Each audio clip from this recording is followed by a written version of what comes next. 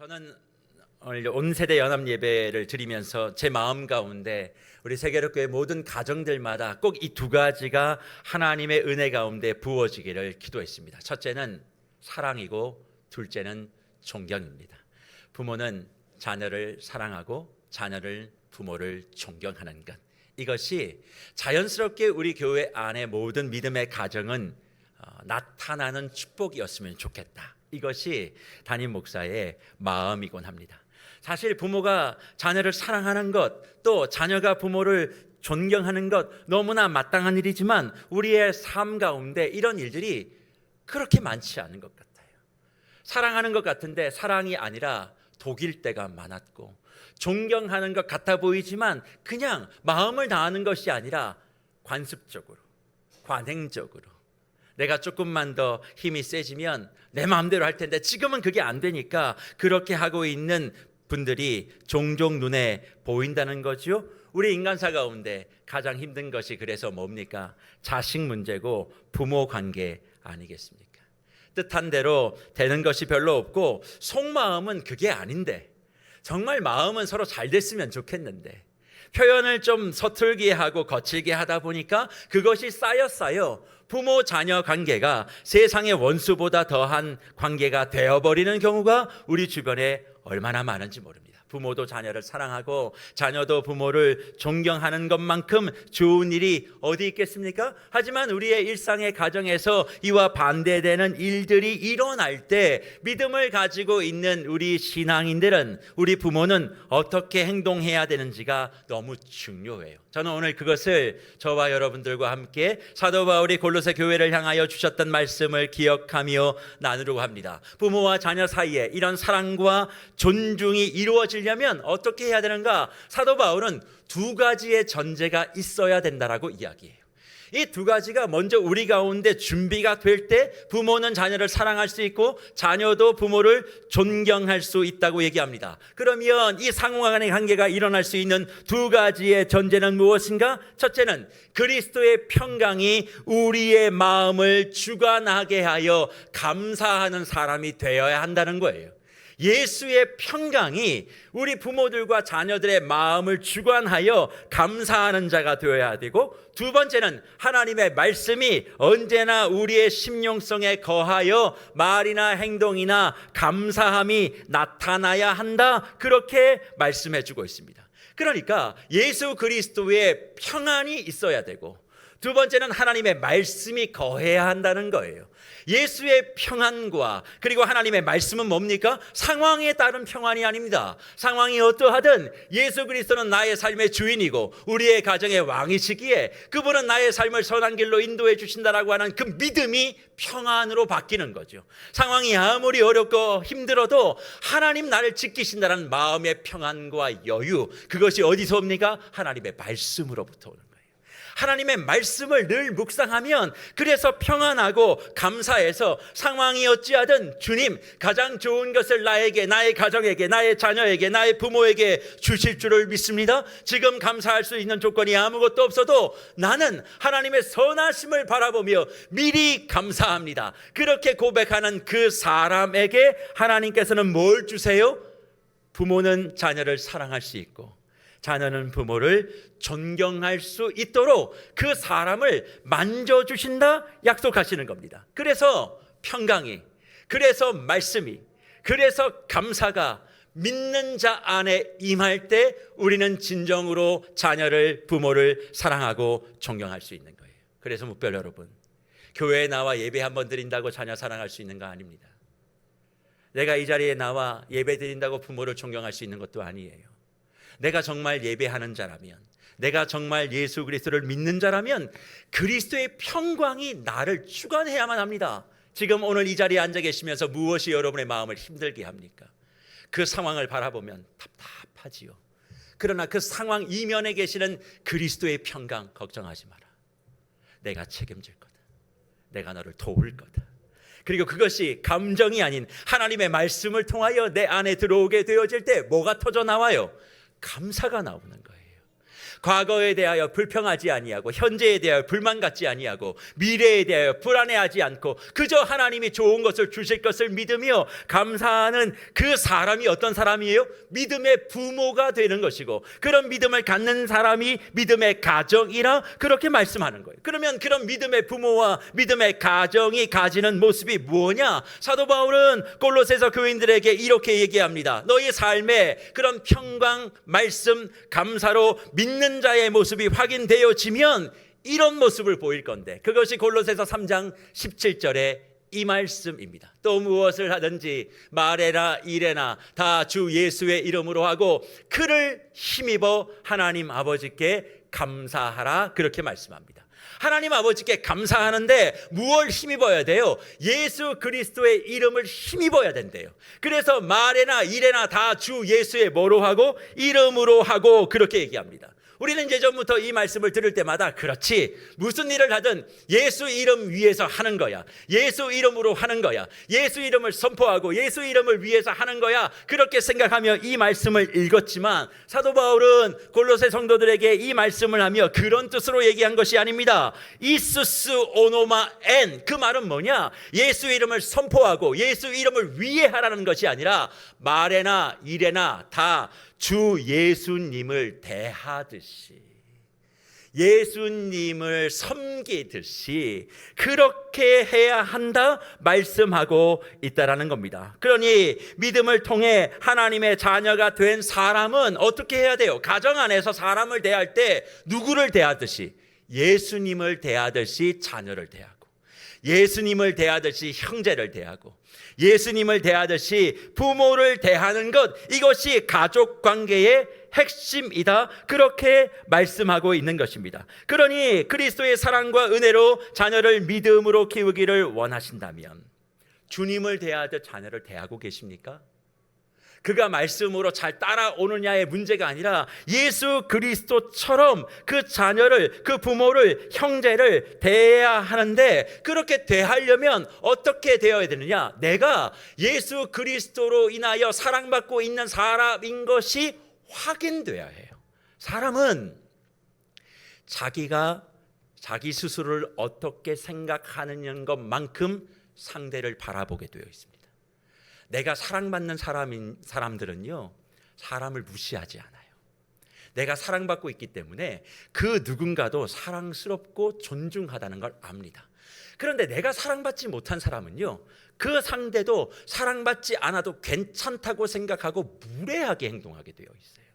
그래서 결핍된 인간은요, 늘 사람들에게 모나게 굴게 되어 있습니다. 충분하게 그 사랑을 받은 사람은 여유가 있어요. 그래서 그거 아십니까? 선한 사람은요, 늘 상대가 선할 것이라고 생각하다가 사기 많이 당하고요, 악한 사람은요, 상대가 악하다고 생각하니까 별로 사기를 안 당하는 거예요. 다 자기가 한 것처럼 상대를 바라보게 되어 있습니다. 그래서 뭘 하든지 의심하는 사람 있잖아요. 왜 의심하는 줄 아세요? 자기가 그렇게 살기 때문에 의심하는 거예요.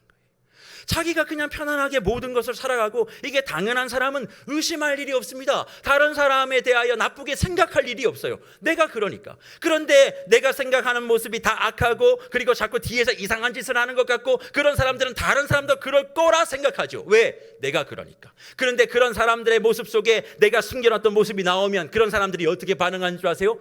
불같이 화를 냅니다. 숨겨놨던 내 모습이 저기에서 튀어나오니까 내 모습을 보고 화를 내는 거지, 그 사람을 보고 화를 내는 것이 아니라 이 말이에요. 그러니 내가 정말 그리스도를 대하듯이 살아가려면, 말이나 행동이나 예수님을 대하듯이 내가 살아가려면 내가 누구인 줄 알아야 되는 거예요. 내가 예수 그리스도만큼 존귀한 자라는 걸 알아야만 합니다. 사랑하는 묵별 여러분, 우리는 누군가의 부모이기 전에 하나님의 아들과 딸임을 기억하십시오. 좋은 부모가 되기 전에 나는 하나님의 사랑받는 아들과 딸이라는 것이 인지되지 않고서는 결코 좋은 부모로서의 삶을 시작할 수가 없다는 거예요. 내 모습이 어떠하든 나는 존귀한 하나님의 자녀, 내가 처한 상황과 여건이 어둡고 힘들어도 주님이 나를 피로 사신 소중하고 보배로운 하나님의 자녀라는 것이 인지되어질 때 우리는 상대를 예수 그리스도처럼 바라보게 되는 것입니다. 그래서 무별 여러분, 자신에 대한 자존감과 자신감이 없는 사람이 상대를 우습게 보고 경홀하게 대하는 것입니다. 그러기에 그 과정을 자녀와 부모 사이에 가지고 들어오면 이렇게 해결되지 않겠습니까? 아무리 우리 부모가 힘을 다해 나름대로 최선을 다하여 우리 자녀를 세웠음에도 불구하고, 키웠음에도 불구하고 자녀가 버릇없이 굴거나 나의 생각한 대로 행동하지 않을 때 낙심에 빠질 수가 있어요. 좌절에 빠질 수가 있어요. 나는 한다고 했는데 완벽하지 못해도 어려운 상황 가운데 힘을 다해 최선을 다해 키웠는데 생각지도 못한 일들이 발생하게 되고 우리의 자녀들의 모습이 너무나 완고하고 내가 생각하고 기대한 바대로 따라오지 않을 때 스스로 우리는 뭐라고 생각해요? 패배자라고 생각해요. 그래서 집 밖으로 한 발짝도 나오지 아니하며 어깨를 움츠리고 토굴 속에 숨어 계시는 분들이 여기에 계실 수 있다 생각합니다. 그런데 그런 분들께 제가 당당하게 말씀드립니다. 그런 부모님들, 자녀의 그 모습과 그 행동의 결과를 받아들이며 내가 어떻게 평가되는 것이 아니라 나 자체로 하나님으로부터 예수 그리스도와 맞바꿀 만큼 귀한 사랑을 받고 있는 존재임을 먼저 기억하시는 은혜가 있기를 축복합니다. 자녀 교육의 결과가 부모의 정체성과 성적표가 되는 것이 아니라는 점을 강력하게 말씀드리는 거예요. 우리의 실패는 하나님의 성공으로 이루어가는 과정입니다. 이스라엘이 광야에서 실패했지만, 베드로가 실패했지만 그것이 끝이 아니라 약속의 땅 가나안으로 가는 과정이었고 예수의 제자가 되는 과정이었던 거죠. 결과가 어떠하든 하나님은 모든 것을 하실 수 있는 분이라는 걸 믿으며 나는 실패해도 된다. 왜? 하나님은 성공이시니까 라고 하는 마음으로 담담하게 당당하게 부모 자신을 자책하거나 그리고 스스로를 낭망하며 아파하지 말고 그저 하나님께 내 자녀를 맡겨드리며 내 스스로를 채찍질하고 멍들게 만드는 말과 생각을 멈추어야 한다는 거예요. 그리고 서로 부모된 입장에서 옆에 있는 가정의 부모의 자녀를 쉽게 말하거나 판단하지 말아야 돼요. 내가 정말 그리스도의 평강과 말씀과 감사가 있어 믿음 있는 부모라면 내 자녀의 문제 때문에 나를 폄하할 필요도 없지만 또 내 자녀 때문에 내가 우쭐거릴 필요도 없지만 남의 자녀에 대해서 이러쿵저러쿵 말하는 것 하면 안 된다는 거예요. 자녀 이야기는 서로 선을 넘으면 안 돼요. 그냥 어떤 모습이든 조용히 기도하고 축복하고 서로 잘 되기를 바라는 그 마음이 뭐예요? 말이나 행동이나 뭐 하듯 하는 것, 예수께 하는 바로 그 모습, 그 믿음의 행동이기 때문에 그렇습니다. 그러니 부모된 우리가 좋은 부모는 되고 싶은데 사람을, 내 자녀를, 그리고 나의 형제를 주님께 대하듯 하지 않고서 어찌 우리가 우리의 자녀들을 하나님의 손에 맡겨 놓을 수가 있겠습니까? 그러면 이 마음이 내 안에, 부모 안에 나는 사랑받는 자, 하나님의 자녀, 그리고 예수 그리스도의 평안, 하나님의 말씀, 그로 말미암아 감사함이 내 안에 터져 나오는 그런 부모에겐 어떤 일들이 일어날까요? 그건 다른 것이 아닙니다. 이런 마음을 가지고 있는 부모에겐 반드시 있는 한 가지가 있는데 그게 여유와 평안이에요. 안정과 여유라고요. 부모가 안정과 여유를 갖게 되는 것, 이게 믿음의 결과입니다. 내가 뜨겁게 기도하고 믿습니다 얘기하고 내가 원하는 대로 기도 응답 이게 아니라 정말 예수 그리스도의 믿음이 내 안에 들어와 예수를 만나게 되면 부모가 여유로워지는 거예요. 따뜻해지는 거예요. 인자해지는 거예요. 너그러워지는 거예요.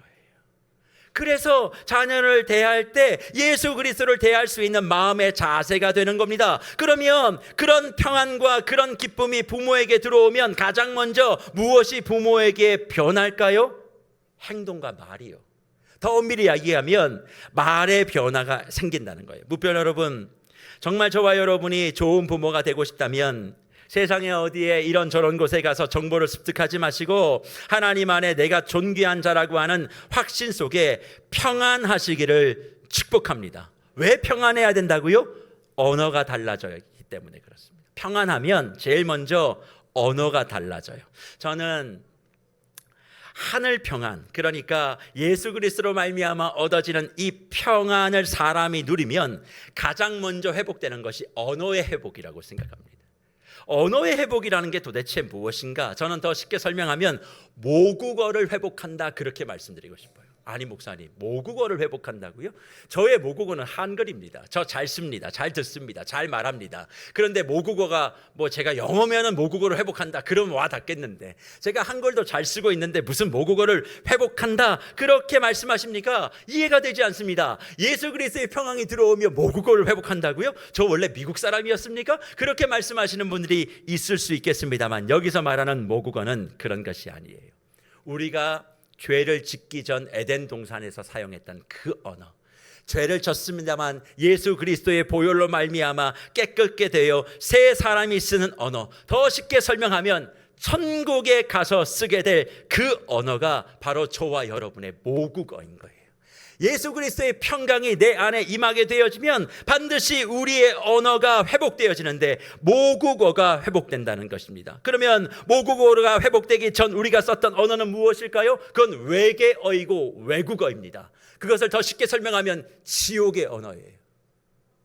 예수 그리스도를 믿고 나면 지옥의 언어가 아니라 천국의 언어. 지옥의 언어가 뭡니까? 판단하고 정죄하고 불평하고 끌어내리고 험담하고 끊임없이 불평하고 저주하고 욕하고 싸우고 소리 지르고, 그리고 자기가 한 말들을 나중에 다 잊지 못하고, 그렇게 하는 사람들, 그게 다 지옥 언어를 쓰는 사람들의 공통적인 모습들이에요.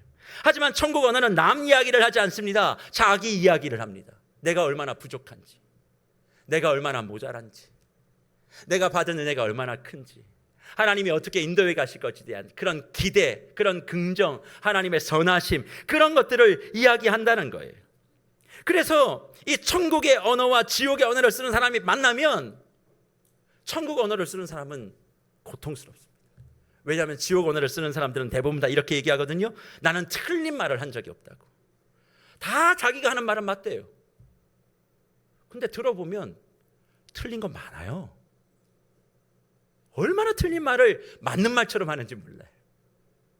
그러면서도 나는 틀린 말 하지 않는다, 맞는 말을 한다, 그렇게 얘기하지만 틀리고 맞고의 문제를 떠나 그것이 사람을 죽이고 영혼을 망가뜨리는 외국의 언어, 외계어, 지옥의 언어라면 그 사람은 회복돼야 될 사람. 더 엄밀히 얘기해, 그 지옥의 언어를 쓰는 사람이 교회 안에, 믿음의 가정 안에 많다면 그 사람은 예수를 믿는 사람이 아니에요. 예수를 만난 사람이 아니에요. 가정 안에 기도할 때, 가정 예배 드릴 때 거룩한 척 그렇게 예배하고 기도하다가 하나 마음에 탁 수가 틀려지면 막 거침없이 얘기하시는 그런 분들 계시죠? 왜 그래요? 예수를 알아도 예수를 믿지 않기 때문에, 만나지 않기 때문에 그런 거예요. 예수를 진짜 만나면 언어가 달라진다니까요. 천국의 언어를 가르쳐 주지 않아도 그 사람은 천국 언어를 쓸 수밖에 없어요. 그런데 계속 지옥의 언어를 쓰는 거 왜 그러냐? 내 성격은 원래 그런 거라고. 아니요, 예수를 만나면 성격도 주님께서 만져주시는 줄 믿습니다. 그러니 천국의 언어를 쓰고 교회에 오면 늘 다정히 칭찬하고 격려하고, 나보다 못한 이들을 보면 저거 저렇게 하면 안 된다고, 저거 틀렸다고, 나라면 저렇게 안 했다고, 그게 아니라 잘한다고, 얼마나 애쓰냐고, 고맙다고, 이렇게 해주니 얼마나 내가 기쁜지 모른다고, 그렇게 얘기하며 부족함이 보여도 그 자리에 지적하지 못해서 입이 근질근질거리는 것이 아니라, 부족함이 있으면 어떻게 내가 도울까, 조용히 내가 뒤에서 어떻게 서포트할까, 그렇게 생각하는 사람이 천국의 언어를 쓰고 그 천국의 언어대로 행동하는 사람이라 말씀하고 있는 것입니다. 그래서 하나님의 평안이 내 안에 임하면 모국어가 회복되니 쓰는 말이 살리는 산어, 사용하는 말이 회복의 언어, 천국의 언어, 사랑의 언어, 격려의 언어인 거예요. 그래서 그리스도의 평강이 우리 안에 먼저 임하게 되어지면, 그 믿음이 내 안에 들어오게 되어지면 천국의 언어가 회복되어지고 그 천국의 언어와 발맞추어 내 행동이 따라가게 되어지니까 말이나 행동이나 다 뭐하듯 주 예수님께 대하듯 내 삶이 바뀌어지는 거죠. 바뀌어진 사람을 통하여 우리 자녀들이 그 모습을 따라갈 때 그 자녀가 복을 누리는 것 아니겠습니까? 그래서 자녀들이 지금 어떤 모습이든 평강을 회복하시고 모국어를 회복하셔서 믿음의 부모임을 드러내세요. 내가 교회에 나가서 내가 가정예배 드리고 뭐 이렇게 하니까 나 믿음의 부모야 이렇게 얘기하지 말고 부모의 평안을 통하여 사용하는 천국의 언어를 통하여 내가 믿는 아빠, 믿는 엄마를 증명하십시오. 그러면 그것이 어떻게 행동으로 증명되느냐? 예수님께서 이런 언어와 이런 행동을 가지고 있는 사람의 모습을 집약하여 우리에게 제시하고 있는 모습이 있는데 마태복음 25장 40절에 보면 이 모습을 보여야 된대요. 그 모습이 뭡니까? 지극히 작은 자 하나에게 한 것이 곧 뭐하게 한 것이다? 내게 한 것이다. 그렇게 말씀하고 있어요. 여기서 말하는 지극히 작은 자는 여러 사람들이 될 수 있습니다. 단지 헐벗고 가난하고 힘들고 어려운 사람들이 아니라 내 가정의 자녀가 지극히 작은 자일 수 있어요. 내 마음대로 핸들링 안 되고 내 뜻대로 움직이지 않고 내 말 정말 안 듣고 그런 모든 하나님의 자녀들을 지극히 작은 자라 그렇게 말씀한다면 그 지극히 작은 자에게 한 것이 내게 한 거래요. 그 지극히 작은 자에게 어떻게 말하고 어떻게 눈빛을 주고 어떤 표정을 줬는지가 예수님이 주목하는 것이라는 것입니다. 그렇기 때문에 사랑하는 묵별 여러분, 상황의 문제가 아닙니다. 자녀를 잘 키우고 싶으세요? 자녀가 바뀌기를 원하세요? 주님은 그런 관심이 없어요. 그 자녀에게 관심이 있는 것이 아니라 자녀가 어떤 모습이든 그 자녀를 대하는 태도, 부모의 태도에 주목하시고 그 부모의 태도가 예수께 하는 행동이라면 하나님이 어떻게 복을 주시겠다. 그래서 마태복음 25장 23절의 이하의 말씀에 착하고 충성된 종을 이야기하면서 네가 적은 일에 충성했어 더 많은 걸 맡길 거야. 그런데 그 사람에게 주는 축복이 뭐냐면 주인의 즐거움에 참여하는 것이다. 그렇게 말씀하고 있습니다. 주 안에 사랑하는 묵별 여러분, 이 원리를 자녀 양육 안에 가지고 들어온다면 이렇게 해석되지 않겠습니까? 부모가 자녀를 잘되게 만들 수 있는 일은 자녀에게 여러 가지 많은 것도 공급해야 되지만 내 뜻대로 되지 않을 때, 내 마음 같지 않을 때, 자녀가 내 생각대로 움직여지지 않을 때 그를 지극히 작은 자라 여기고 예수 그리스도를 대하듯 나의 언어와 나의 표정과 나의 그런 낯빛을 바꾸는 그 태도가 어떠냐에 따라서 하나님께서는 그의 가정과 자녀에게 주실 상급을 결정하신다. 그렇게 이 말씀을 풀어 해석할 수가 있는 거예요. 무조건 열심히 하는 것이 아니라 지금 상황이 좋지 못할 때, 내 자녀가 내 마음의 기대에 미치지 못할 때 그를 어떻게 대하느냐에 대한 태도를 예수님께서는 주목하고 계신다는 것입니다. 물론 현장에서 이런 가르침을 그대로 이행하는 것은 쉽지 않아요. 주님을 대하듯 자녀를 대하라. 목사님 너무 힘듭니다. 어떻게 그럴 수 있습니까? 말만 하면 말대꾸하고 뭐 자기 똑똑하다고 계속 뭐 얘기하는데 논리적으로 얘기하면 사실 당해낼 재간이 없습니다. 도대체 무슨 얘기를 하는지 뭐 말을 하면 말도 모르겠고 뭐든지 뭐 또 들어보면 틀릴 말도 아닌 것 같고 내가 시대에도 뒤처지는 것 같은데 애들 얘기하는 걸 내가 어떻게 알겠어요? 할 말이 없어요. 그렇게 너무 힘듭니다. 그렇게 말씀하시는 분들이 있을 수 있어요. 그렇죠. 부모도 인간이니까 조건 없는 사랑해야 한다. 주님이 나에게 그러셨으니 나도 그래야 된다. 이론적으로 다 맞는 얘기인데, 이론적으로 다 맞는 얘기라면 이 세상의 가정과 교회와 이 사회가 이렇게 돌아가지 않고 정상적일 텐데, 그렇죠. 그럴 수 없다는 건 우리의 연약함이 너무나 당연한 것 아니겠습니까? 대부분의 자녀가 잘못되면 부모는 자기를 탓해요. 무례하고 불손하고 그리고 또 불순종하는 자녀를 그래서 말씀대로 끝까지 책임지며 사랑하며 키운다는 것 쉽지 않다는 것 우리는 매일 체험합니다. 그러면 어찌해야 되냐는 거예요.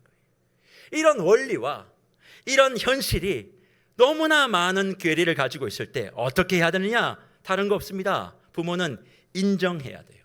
뭘 인정하냐면 하나님, 나는 우리 아이를 완벽하게 사랑할 수 없습니다. 사랑할 수 없음을 인정하는 거예요.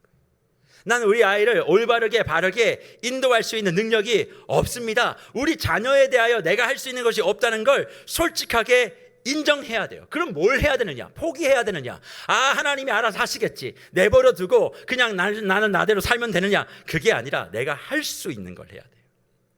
그게 뭘까요? 자녀는 내 마음대로 못해요. 근데 내가 할 수 있는 게 한 가지가 있어요. 그게 뭐냐면 자녀를 바라보며 내 안에 들은 여러 가지 아픔과 슬픔과 상처의 감정을 내가 알아서 할 수 있다는 거예요. 내 감정이니까. 이 감정은 내가 해볼 수 있다는 거죠. 그러니까 그 감정을 하나님께 올려드리고 주님 이 감정을 치유하여 주시옵소서.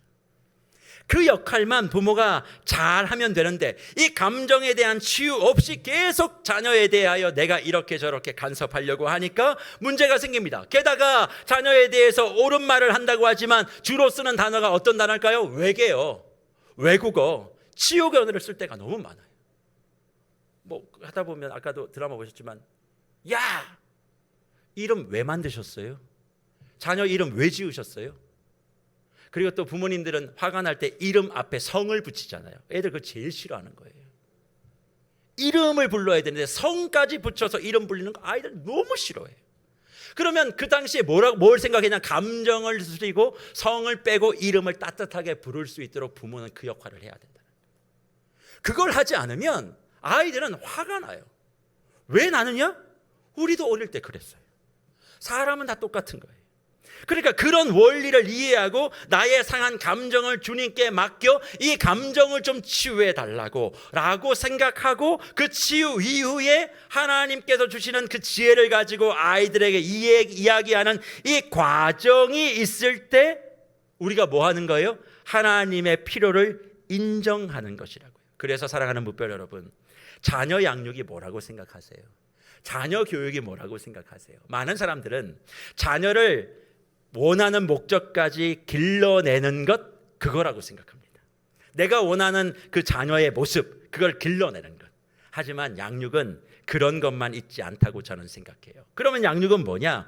내가 목표로 하는 자녀를 만드는 것이 양육의 핵심이 아니라 하나님이 우리에게 원하시는, 하나님이 우리에게 바라시는 부모가 되는 게 양육의 핵심이라고요. 포커스가 자녀가 아니에요. 내가 좋은 부모 되고 하나님이 바라시는 그 부모가 되는 것. 많은 사람들은 양육의 포커스를 부모가 아닌 자녀에게 두니까 어떤 일이 벌어집니까? 자꾸 결과에 집중하죠. 어떤 결과? 자녀의 결과요. 내 자녀의 결과에 부모에 대한 성패가 달려 있는 거예요.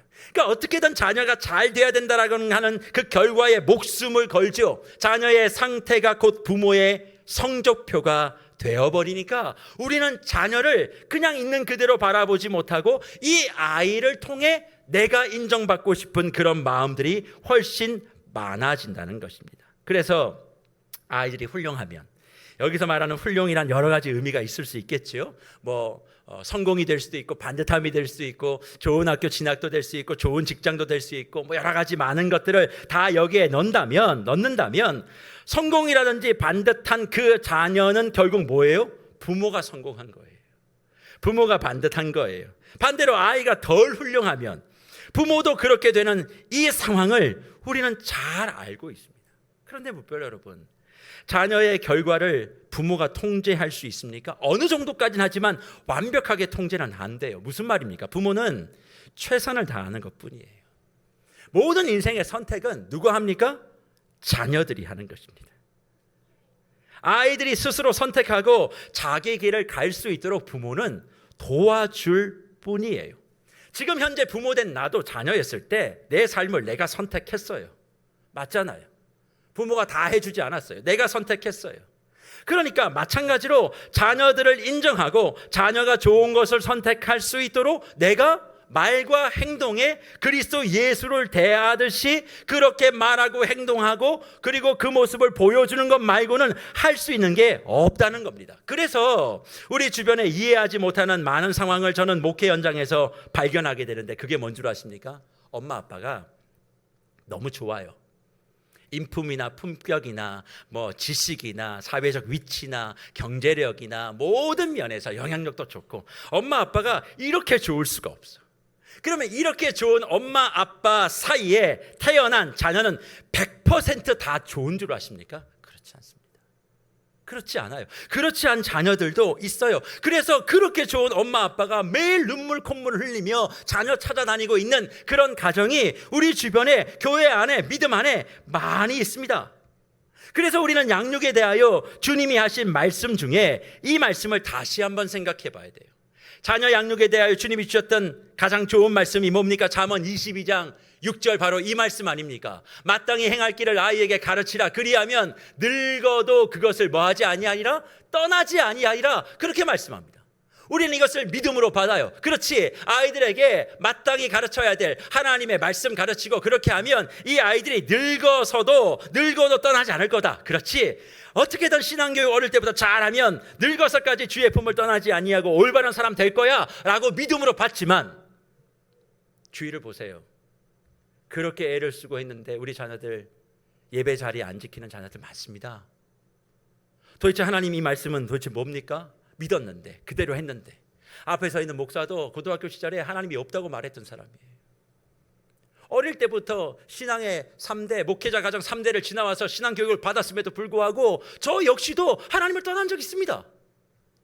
그럼 도대체 이 말씀은 왜 지켜지지 않느냐는 거예요. 왜냐하면 이 말씀을 우리는 믿음으로 받지만 이 말씀은 하나님의 약속이 아니라 하나님의 원리이기 때문에 그래요. 우리는 모두 다 약속으로 받잖아요. 그렇게 가르치면 죽을 때까지, 늙을 때까지 절대 떠나지 않을 거야, 약속한 게 아니에요. 이거는 자녀 양육의 원리. 이렇게 될 수 있어, 가능성이 좀 높아, 그러니까 이렇게 해라고 말하는 거죠. 이게 무슨 말씀인지 이해를 잘 못하시는 분들이 있어서 좀 하나의 말씀을 더 참고로 설명을 드릴게요. 잠언 22장 4절, 우리 엄청 좋아하는 말씀입니다. 이 말씀이 있어요. 겸손과 여호와를 경외함의 보상은 뭐예요? 첫째, 재물과 영광과 생명이다. 와, 겸손하고 여호와를 사랑하면 보상이 있대요. 3가지 보상. 첫째 뭐라고요? 잘 안 보이십니까? 원하지 않으세요? 재물, 둘째는 영광, 셋째는 생명. 쉽게 얘기하면 돈, 둘째는 명예, 셋째는 장수. 우리 인간들이 다 원하는 거 뭐 하면? 겸손하면, 그리고 여호와를 사랑하면 하나님이 뭘 주세요? 보상. 자, 그러면 우리는 다 여기에 부자여야만 합니다. 우리 세상에 명예 가득해야 됩니다. 우리 장수하며 살아야 됩니다. 그런데 이 3가지 복을 우리가 잘 누리지 못해요. 왜냐하면 이건 약속이 아니라 원리예요.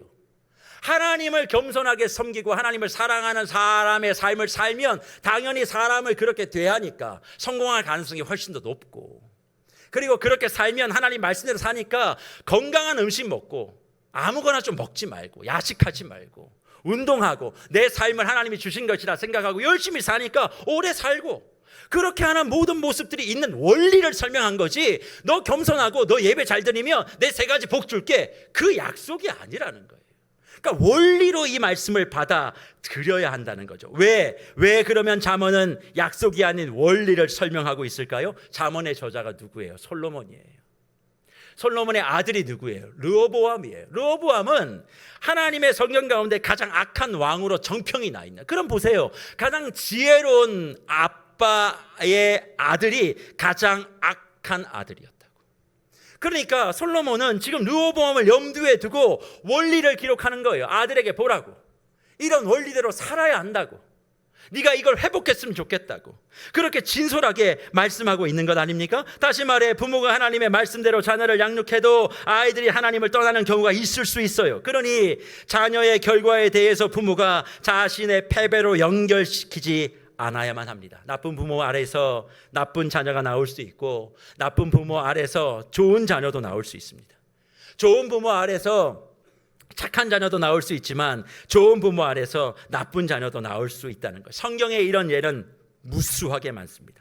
그래서 부모는 다른 것을 생각하지 말고 지금 내 자녀의 모습에 누군가에 대한 책임도 따지지 말고 그 앞에서 내가 통제할 수 있는 그것만 책임지시라는 거예요. 그게 뭡니까? 자녀를 바라보는 나의 감정이요, 자녀를 바라보는 나의 시선이요. 그것만 책임지시면 돼요.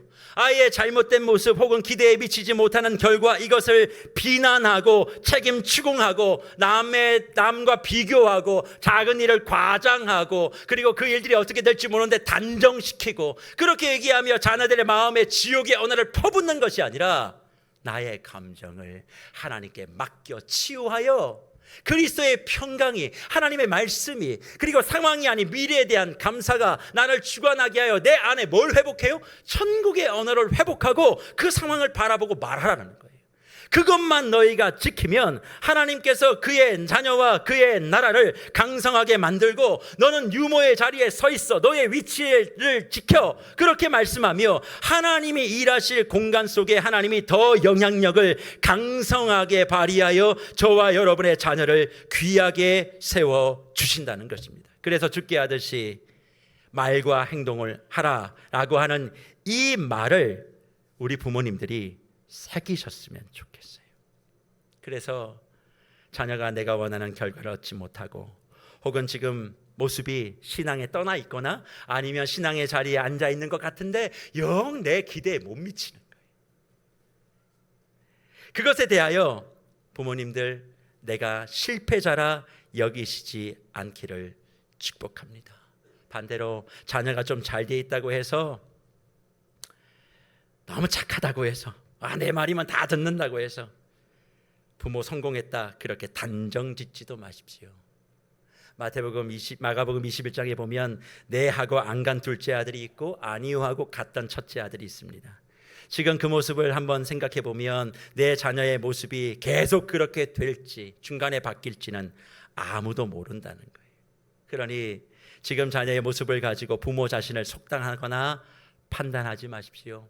지금 우리가 해야 될 것은 주께 대하듯 주님께 하듯 자녀를 대하고 천국의 언어를 회복하는 거예요. 우리의 모국어를 회복하여 그 모국어대로 행동하는 것만 유지하면 자녀들의 모습 속에 하나님의 선하신 영향력은 더 많아질 것이고, 그러면 부모를 향한 존경과 존중이 생겨나고 우리의 사랑이 결핍된 독이 섞여 있는 사랑이 아니라 온전한 사랑으로 자녀를 아름답게 열매 맺게 해 줄 것입니다. 물론 여기는 숙제가 많아요. 그럼에도 불구하고 아이들이 잘못한 것이 많을 때 참 답답합니다. 이렇게 주님께 대하듯 내 감정만 정돈하고 한 발 물러서서 기도만 하고 있으면 되는 것인가, 이렇게 질문하실 수도 있죠. 아닙니다.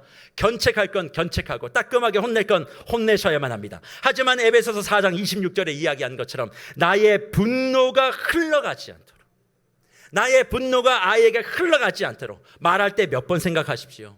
몇 번 기도하십시오. 이 얘기를 내가 꺼낼 텐데 어떻게 해야 될지에 대해서 끊임없이 시뮬레이션을 돌려보고 하나님 앞에서 진짜 평안한 마음이 될 때 이야기를 하십시오. 왜 그렇습니까? 지옥의 언어가 내 안에 들어오면 그 사람들은 아까 말씀드린 것과 동일하게 감정 때문에 아무 말이나 거침없이 다 내뱉고 나중에 후회하거나 내가 무슨 말을 했는지를 기억하지 못하기 때문에 그렇습니다. 하지만 누구는 기억합니까? 그 말을 들은 자녀들은 기억합니다. 그래서 부모를 생각할 때 들은 말을 먼저 생각하는 거예요. 그러니 가까이 갈 수가 없는 것 아니겠습니까? 그래서 자녀 해독 시리즈를 마무리하며 저는 이 말씀으로 결론을 내려보려고 합니다. 잠언 24장 16절의 말씀인데 우리 다 같이 한번 읽어볼까요? 같이 읽습니다. 대저 의인은 7번 넘어질지라도 다시 일어나려니와 악인은 재앙으로 말미암아 엎드려지느니라. 아멘. 대저 의인은 7번 넘어진다. 의인인데 넘어진다고요. 7번 넘어진다는 건 무지 많이 넘어진다는 겁니다. 하지만 핵심은 뭐예요? 의인은 일어나는 거예요. 의인은 일어나는 거. 근데 악인은 재앙으로 말미암아 엎드려져서 일어나지 못합니다. 이것을 자녀의 원리대로, 자녀 양육의 원리대로 가지고 들어오면 이런 얘기 아니겠습니까? 주께 대하듯 자녀를 대하는 의로운 부모는 7번 넘어질지라도 다시 일어나니, 자기 감정과 지옥의 언어를 가지고 자녀를 대하는 악한 부모는 재앙으로 말미암아 엎드러질 것이다 라고 말이죠. 그러니 무별 여러분, 사랑하는 우리 부모 여러분, 포기하지 말고 다시 일어나십시오. 결과를 통제하려고 말지 말고 자녀를 부모가 통제할 수 있다 그렇게 생각하지 말고, 내가 통제할 수 있는 건 없어. 오늘 드라마에서 봤던 것처럼 나는 해야 될 건 모국어 전파, 천국의 언어 전파, 내가 말한 대로 내 감정을 잘 다스리는 것, 그 모습만 보이는 거죠. 이야기가 통하지 않아도 그 태도 때문에 자녀는 부모를 존경하게 되어지고 그런 사랑과 존경이 서로 오고 가게 될 때 평생 주님 안에서 아름다운 복을 우리 가정이 누리게 될 줄 믿습니다.